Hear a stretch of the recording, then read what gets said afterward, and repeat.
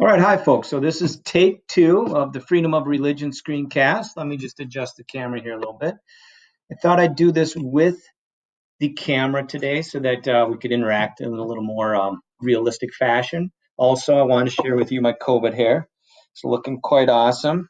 I like to have it standing straight up on the end. All right, so the first time I did this, I didn't realize that the camera was going to go off when I made the screen large. So this is the second time through. So first, hopefully you watched the Constitution USA segment, Battles of School Prayer, prior to watching the screencast. It'll give you some context. I also hope that you watch the Hip Hughes video on the finger game. You might think it kind of silly, but really that mnemonic device will save you points on the AP test. If you were taking the multiple choice part of the test, I would demand that you learn the finger game. It's a great way to memorize a ton of rights and make sure you know what specific amendment they go with.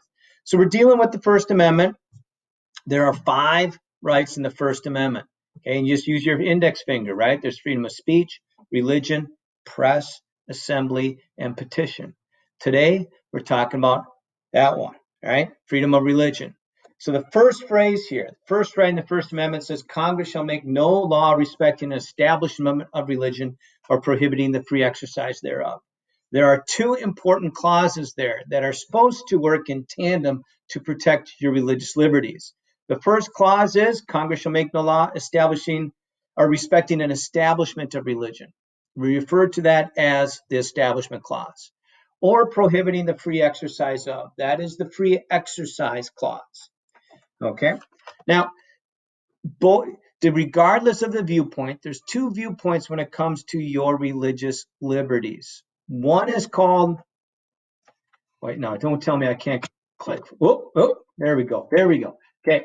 So one is the separationist viewpoint, the other one's the accommodationist. Both would agree that the Establishment Clause prevents the government from establishing an official state religion. In England, you have the Church of England. In the United States, you're not supposed to have one. Okay. And then both would also agree that the Free Exercise Clause gives you the freedom to freely practice the religion of your choice, to believe the tenets of your religion. They do not necessarily agree that allows you to take all actions related to your religion, but you can believe what's behind the action, even though law might prevent you from taking a particular action. Okay. Now, separationists versus accommodationists. Separationists, you'll often hear the Jefferson quote, a wall of separation between church and state, referenced. And you'll note that we just read the First Amendment. That quote's not anywhere in there. So where does it come from? It comes from a letter that Thomas Jefferson wrote to a colleague explaining religious liberties in our country, that there's a separation between church and state, which is government. Separationists, you'll often hear them phrase it like this, is they believe that government should not put its thumb on the scales in favor of one religion over another religion. They would also say that government should not put its thumb on the scale in favor of religion in general over non-religion. Okay? They would really focus on the Establishment Clause. That's the one that they favor. That's the one that they think more profoundly about, that the focus should be on the Establishment Clause and preventing government from establishing a religion. Now, accommodationists, completely different viewpoint. Okay? They agree with some aspects of that. Excuse me. But they would believe that that's not the intention, to separate. The intention is to create a public sphere where I can freely practice my religion. Okay? Even though I might be a public figure, that space should be available for me to practice my religion. They would argue, like the quote right there on the screen, that says, laws do not have to be shorn of morality and history to be declared constitutional. Okay? And that their focus is going to be on the Free Exercise Clause. They favor that. The worry for accommodationists is that your separationists have gotten they become hostile to religion. And all of a sudden, where I should be allowed to freely practice my religion, people are saying that I can't. Okay? All right, so those are your 2 viewpoints as we move forward. You'll see them play out in a variety of court cases. So speaking of the court cases, when we get to freedom of religion, the first one you have to know is Lemon versus Kurtzman. Now, usually when I do these screencasts, I like to have a script because then I'm assured that I'm going to be pacing it properly, the information and its delivery, and that you'll hear everything that you need to hear. Might not be as dramatic, might be a little boring, so I'm trying this one with the camera to kind of allow for a different pace and a more natural response. However, you will see that my eyes will go down to my script because occasionally I still want to make sure you get all the information. So Lemon versus Kurtzman, the reason we have to know it is because it gave us the test, the Lemon test, that we use to determine if government has violated the Establishment Clause. Okay, now the facts behind Lemon versus Kurtzman is that you had a state law in Pennsylvania and a state law in Rhode Island that allowed for public money for government to fund parochial schools. And a parochial school is a religious school. So if you went to OLG, you went to a parochial school. The state laws in both cases allowed for the funding of parochial school teachers' salaries. They provided money for textbook materials and other instructional materials. Now, they were salaries, textbooks, and materials that were for non-religious classes like science, history, math, language arts. Okay, but they were directly funding these religious institutions. So we went to the Supreme Court, and the question before the court was whether these laws violated the Establishment Clause. Okay, now in an 8-1 decision, they came up with this three-pronged test. And if the government action violates any one of these prongs, it's seen as being unconstitutional. So the 8-1 court looked at that first prong. Is there a secular legislative purpose? And they said, yes, there was. It was fine. Okay, in this case, the state law was meant to hold these religious institutions accountable for teaching kids non-religious curriculum in math, in science, in history, making sure that that was happening, that there were funds provided to so that it could happen, and that there was accountability in those areas.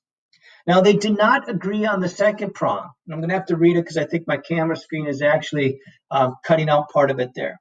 That the government's action must not have the primary effect of advancing or inhibiting religion. They couldn't come to a holding on that. They couldn't get 5 justices to agree whether that had happened or not. Okay, so they go on to the third prong, and this is the one that's new for this particular case. It gives us the full Lemon test. Does the government's action must not result in the excessive entanglement? Okay, just going to hide that there so that you could see it. With religion, there can't be excessive government entanglement with religion. So this is what they said in this particular case here. Is it found that there was excessive entanglement. Okay, it would require government oversight and supervision of what was being taught to make sure religion did not make its way into non-religious classes. They also said, okay, and to ensure that the public money was only paying that portion of a teacher's salary to teach non-religion classes would require government to intrude itself into the religious institution in a manner that was excessive. Okay, so there was excessive entanglement. This is going to be my symbol for excessive entanglement. Okay, that occurred in these instances, and those laws, that Pennsylvania law and that Rhode Island law, were unconstitutional and had violated the Establishment Clause. But the reason we study Lemon versus Kurtzman is so you can remember the Lemon test, and it's the test we use to determine if government has violated the Establishment Clause. All right.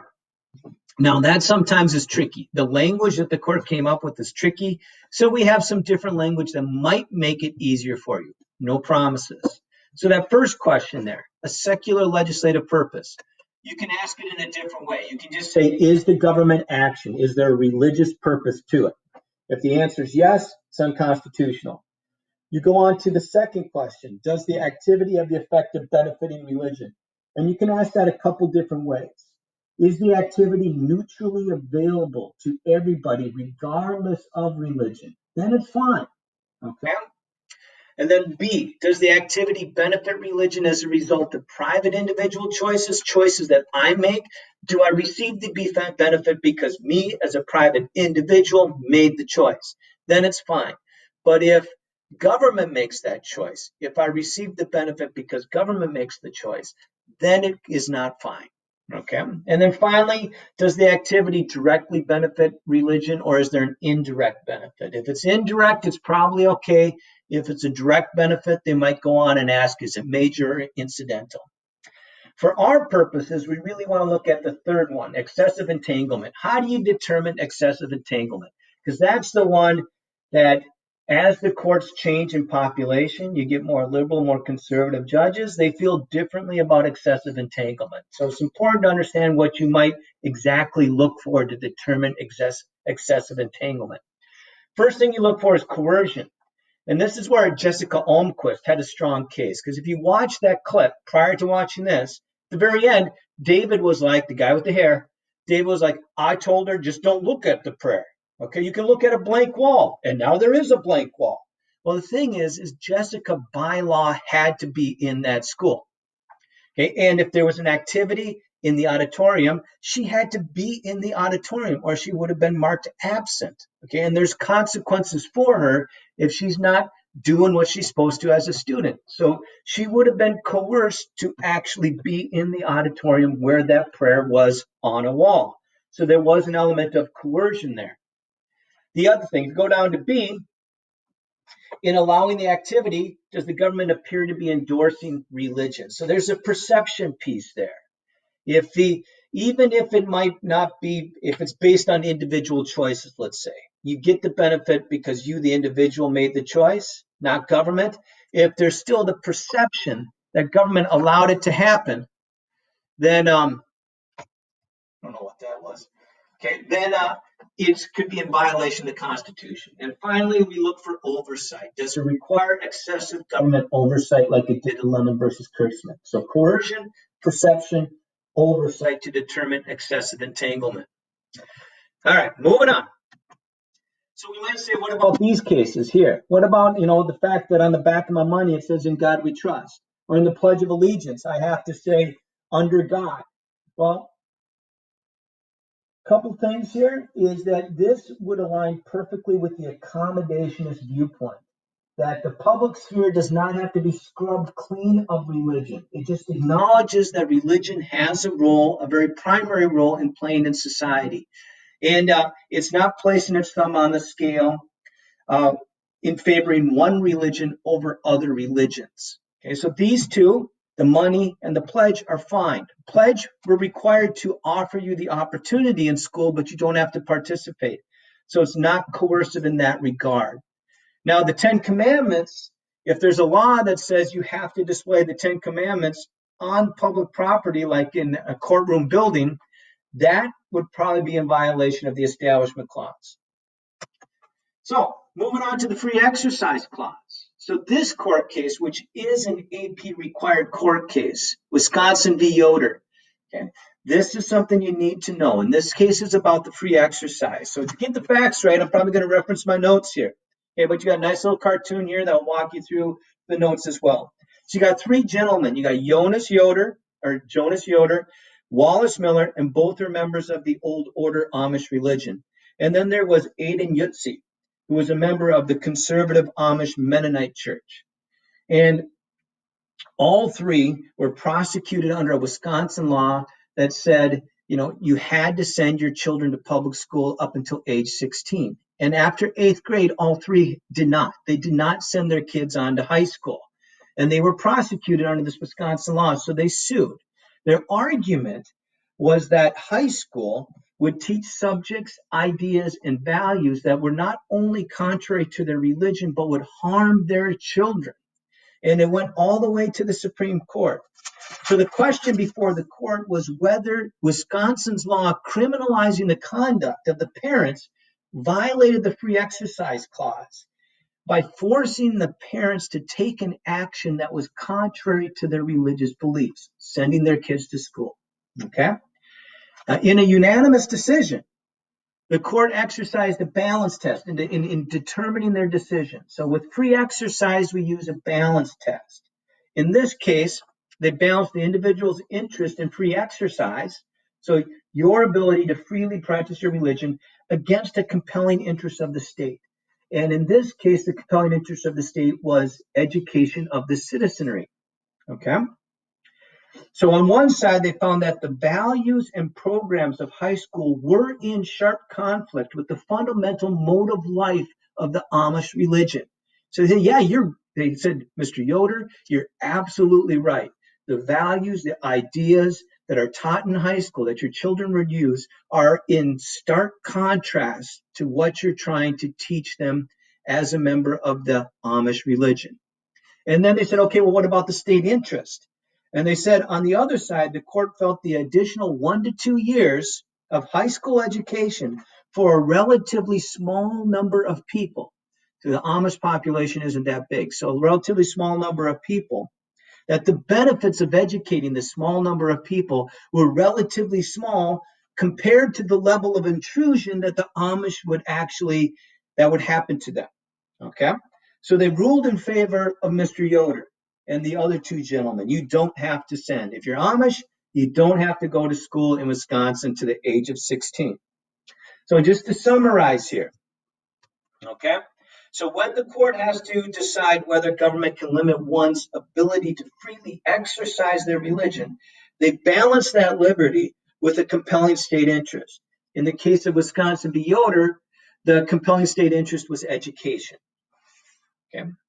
Now, another required AP case. This is the one that you know this one. Okay. Wisconsin v. Yoder, know that one, know this one. Wisconsin v. Yoder, free exercise case.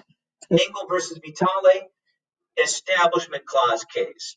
So this is one also was referenced in the segment from Constitution New USA that you watched prior to this. Okay, so in this case, the question before the court was, does the reading of a non-denominational prayer at the start of the school day violate the Establishment of Religion Clause of the First Amendment? The facts of the case were this. When you see the Board of Regents of the state of New York, you think of that as a school board for the entire state. They make rules for all of New York's public schools. And they made a rule that required a prayer at the beginning of the day. The prayer was voluntary and the prayer was non-denominational. However, this is where we got the first two prongs of the Lemon test. Okay, so you look at it a couple different ways. Does this government action, is it secular in purpose? Or is there a religious purpose to having a non-denominational prayer? Let you decide, right? The other thing to look at, if there was a third prong, if there was the entanglement question, you can ask about coercion. What about that kid who's non-religious and he's sitting there in the kindergarten classroom, and this is probably first or second grade, and all the other kids are sitting there at the beginning of the day with their hands like this and they're praying, and you're not supposed to, according to your family's beliefs. You're agnostic, you're an atheist, you're not supposed to pray. Would you feel coercion to participate in that government initiated activity? So the court ruled yes, it does violate the Establishment Clause. It doesn't matter that the prayer was voluntary, doesn't matter that it was non-denominational. It was, in effect, the state of New York placing its thumbs on the scale in favor of religion. All right. So, school-led, school-initiated prayer. That's because if it's school-led, school-initiated, it's government taking the action. Violates the Establishment Clause. What if it's student-led, student-initiated? And you might see this all the time. What if the captain of the football team leads the football players in a little prayer before they go out during homecoming and smash the opposing team? Is that constitutional, unconstitutional? Well, we have a court case. You don't need to know it. Okay, but if you were doing a multiple choice test, I would say know this court case. Santa Fe versus Jane Doe. Awesome case, not that long ago. Well, I guess it's 20 years ago now. Not that long ago for some of us. All right, so the facts of this particular case is that it used to be school-initiated, school-led. There was a school policy and tradition that allowed for a student to be selected that would deliver a prayer at the beginning of every home football game. And then someone sued, right? Now, while the lawsuit was in process, the school did their research. They found Engel versus Vitale, and they said, you know what, it's going to be ruled unconstitutional. But what if it was student-led, student initiated. So they put it to a student vote and said, hey, students, do you want to continue with this tradition? And the students said, yes, they did. Okay, so what had been school-led, school-sponsored became student-led, student-initiated, student-sponsored prayer. So when they went to court and they were looking at those first two prongs where it says the government action, there was no government action. This was a student action.